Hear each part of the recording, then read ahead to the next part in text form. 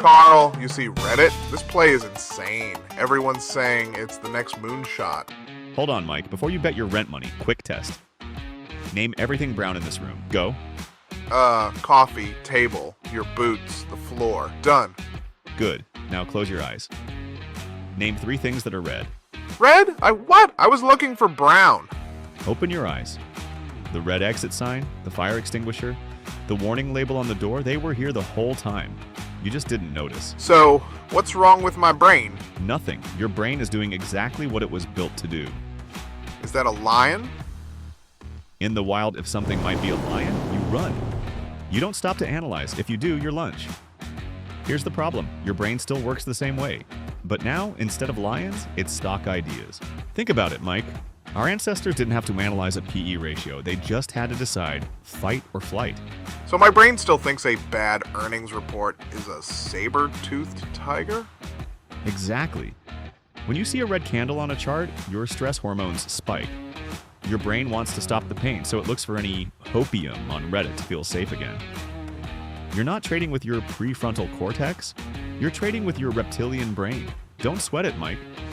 Seriously, my own brain tries to play me every single day. That's the only reason I have these rules, to keep myself from doing something stupid. Once your brain decides this is a winner, it starts filtering out everything that disagrees. Bad news gets edited out. That's confirmation bias. So my brain just keeps flashing by and deleting the warnings? Exactly. But the guys on Reddit say it's just a shakeout before the pump. I'm buying this dip. Before you click buy, run the 3-step filter. The what? Step 1, survivable. Worst case scenario, do you survive? Does this mean I only buy boring companies like Coca-Cola? Not at all. It means checking their oxygen tank. Most startups don't die because their idea is bad. They die because they run out of breath before they reach the surface.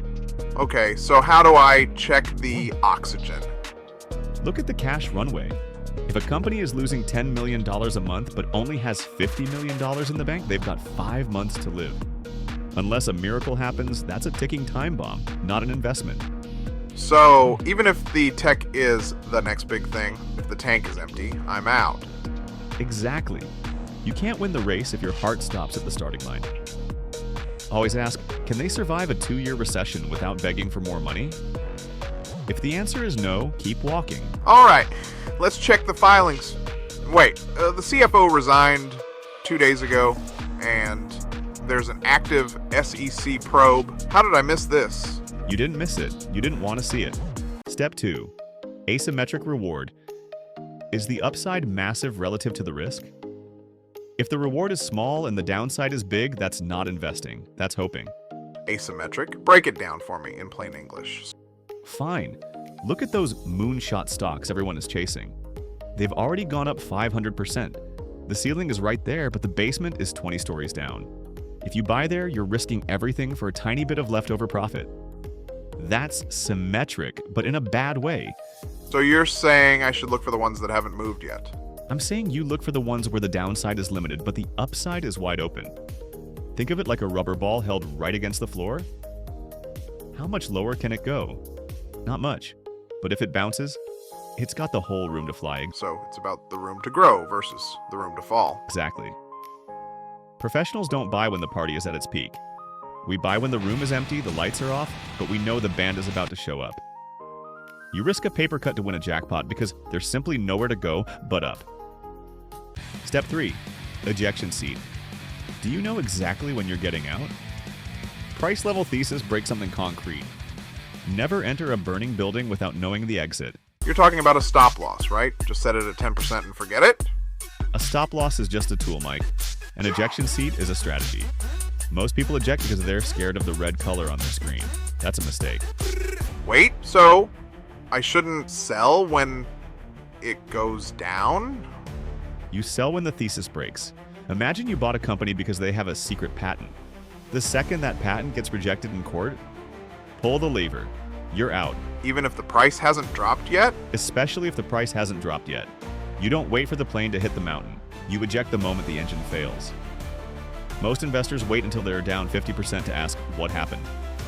By then, you're not an investor. You're a victim. I've paid enough market tuition already. I don't trust my gut anymore. I trust the exit plan.